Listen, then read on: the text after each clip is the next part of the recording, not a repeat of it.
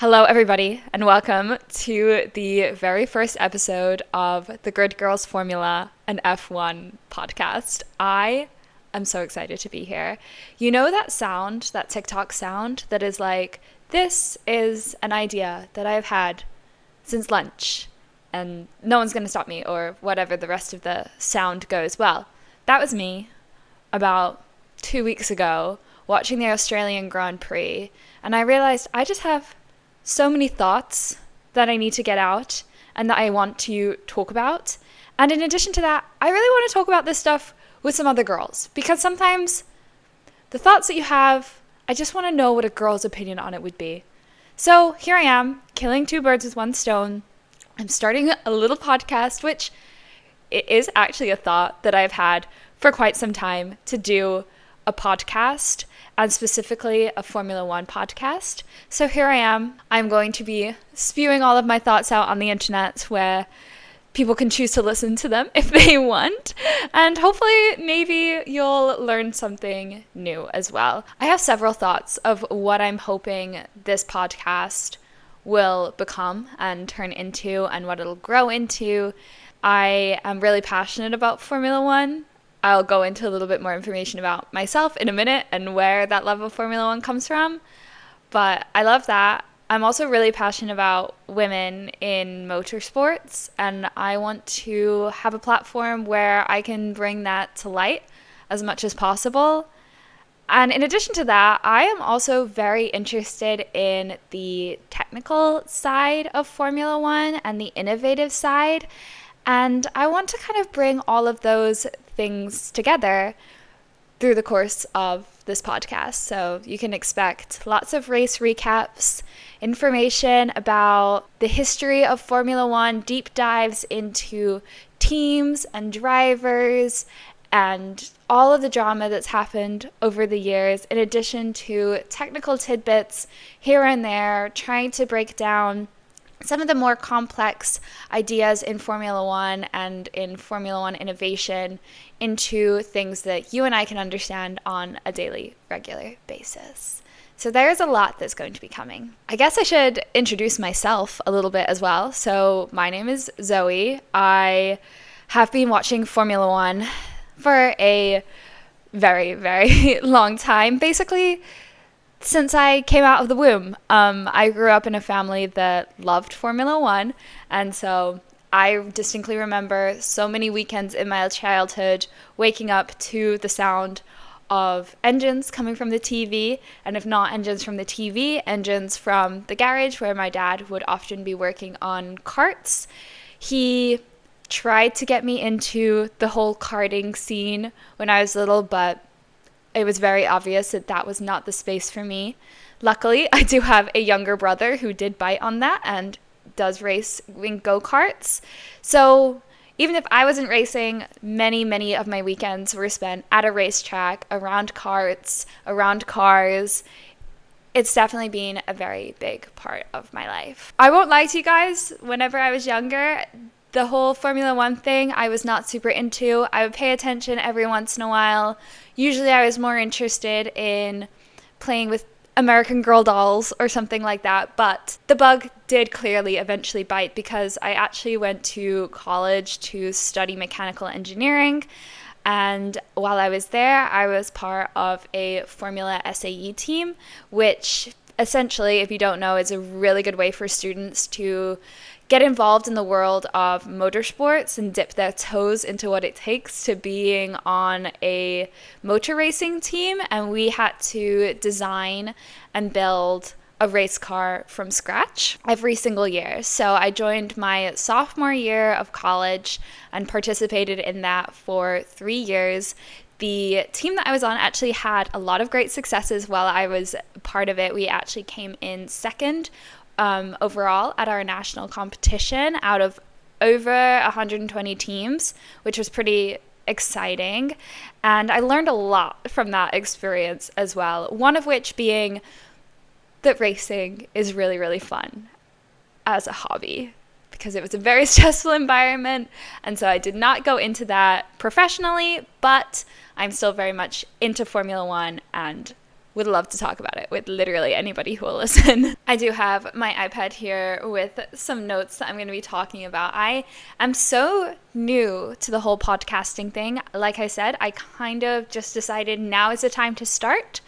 And luckily I already had a microphone and a camera and everything, but my microphone is currently balanced on top of about 10 very large books right now that I am precariously attempting not to let them all fall on top of me. So just so you can get a mental image, if you are listening, of what is going on right now. I do also think it is important to mention my biases towards Formula One and the teams that I support.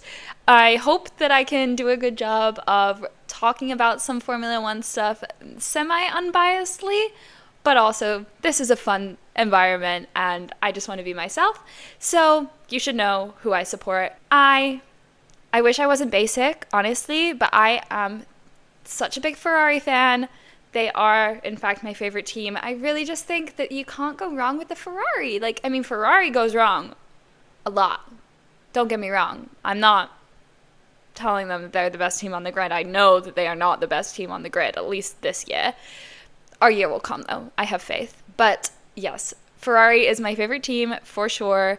I am a big Charles Leclerc fan. Also, I'm a very big Fernando Alonso fan, as well as Lewis Hamilton. I am British originally, so I've got to support my British people. My favorite driver ever, though, is actually Jenson Button. He drove, oh my gosh, I honestly don't even know the exact years that he drove. He presents a lot now, but he drove while I was growing up, definitely like in the early 2010s, probably late 2000s as well. I feel like he was in racing basically since I was like young. Like that was just one of those names that I always heard, and I am such a big fan of him. I remember when he won his championship, it was the most into Formula One that I had gotten at that point, and I was just absolutely thrilled. I'd never cared about anything in Formula One, but the year that Jenson Button won was the year I started actually caring about the sport just a little bit. I also distinctly remember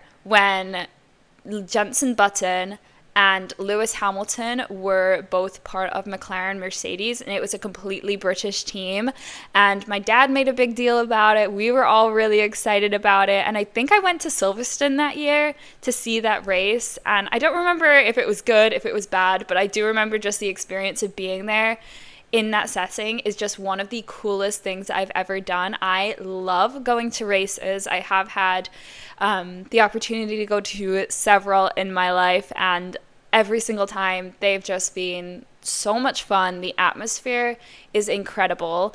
I also just think that the fact that Drive to Survive has really brought the sport so much more over to the United States is such a cool thing. I do live just outside of New York City, so I am in the US now. And growing up mostly in the US, people never knew what I was talking about whenever I was talking about Formula One. Like, it was always like, oh, like IndyCar, like NASCAR. I was like, no, like Formula One, guys, like, come on. But I love that the sport has grown so much more in popularity over here, including the emergence of, you know, the 3 Grand Prix that now happen in the US between Miami, Las Vegas, and Austin. It's such a cool experience to be able to go to, and I'm so glad that so many more people are able to experience that now. I've already kind of touched on some of the things that you can expect from this podcast.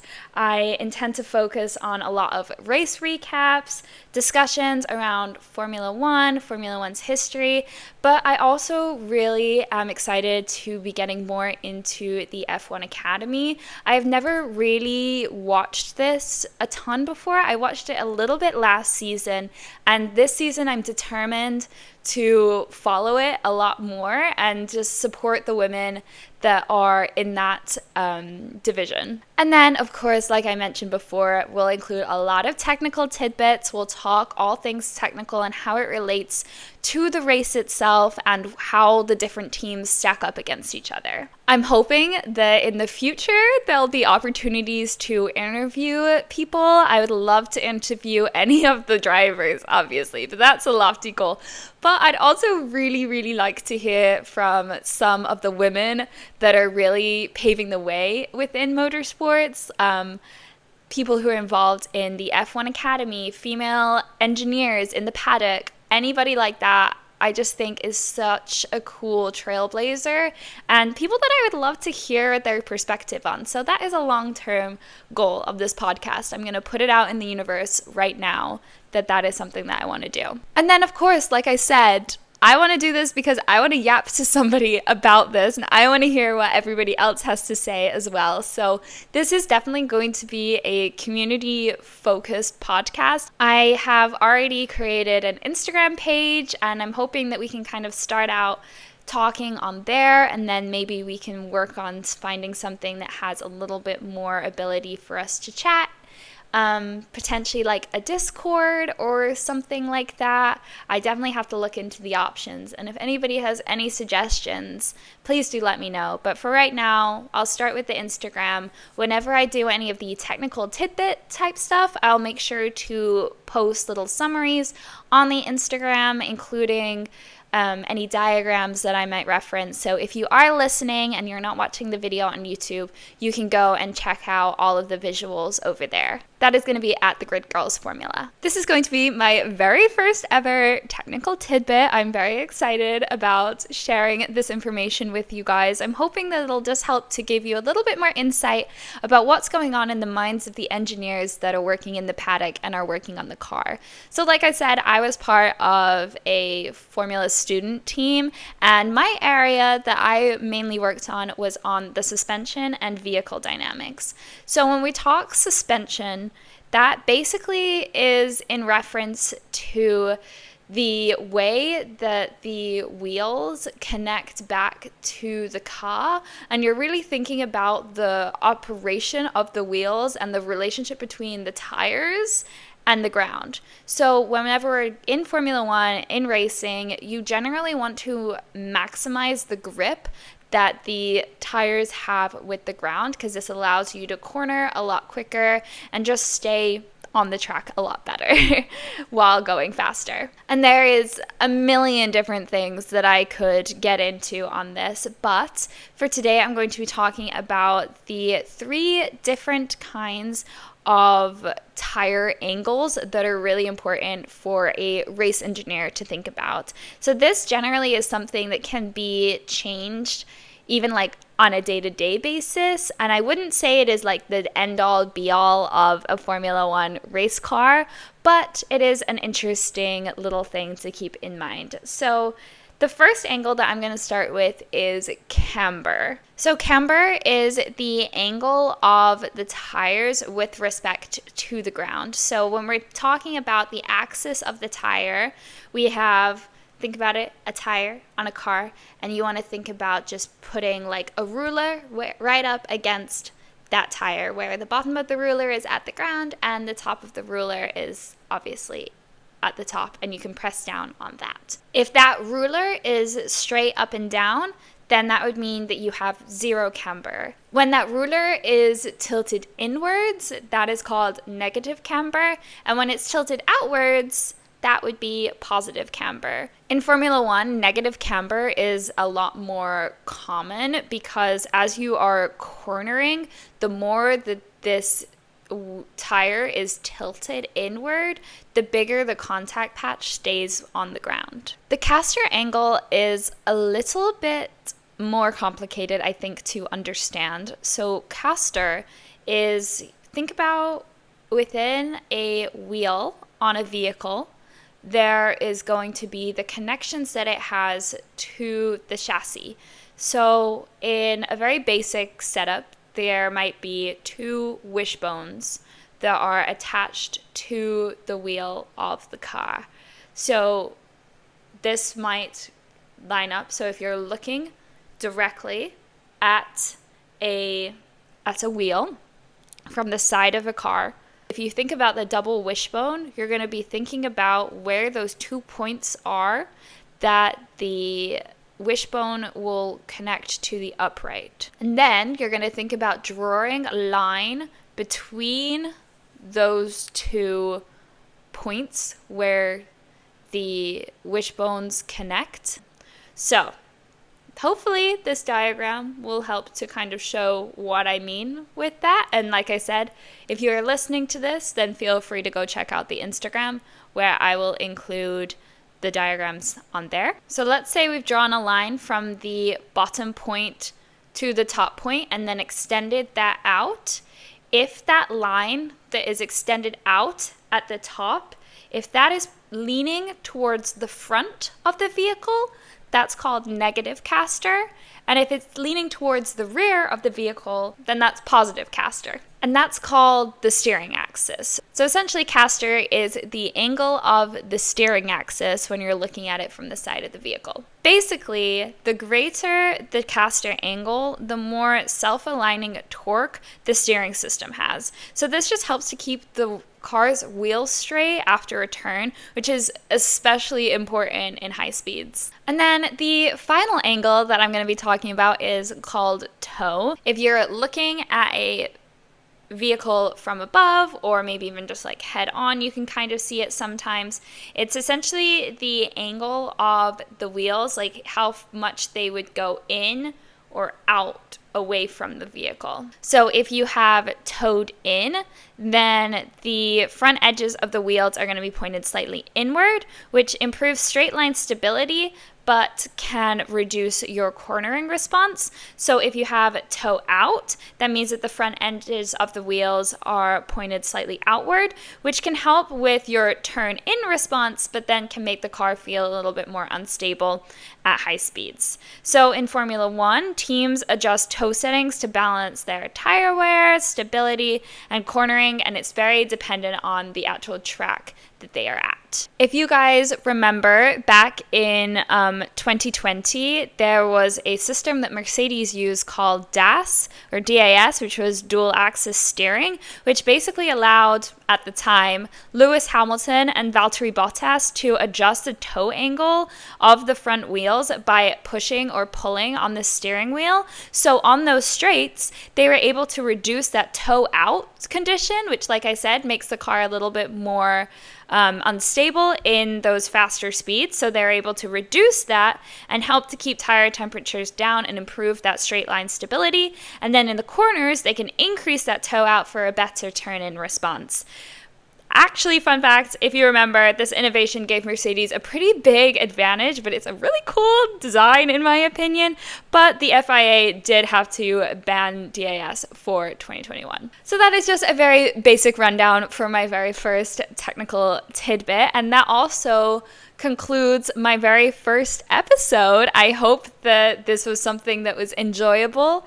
I am really excited to have you on this journey with me.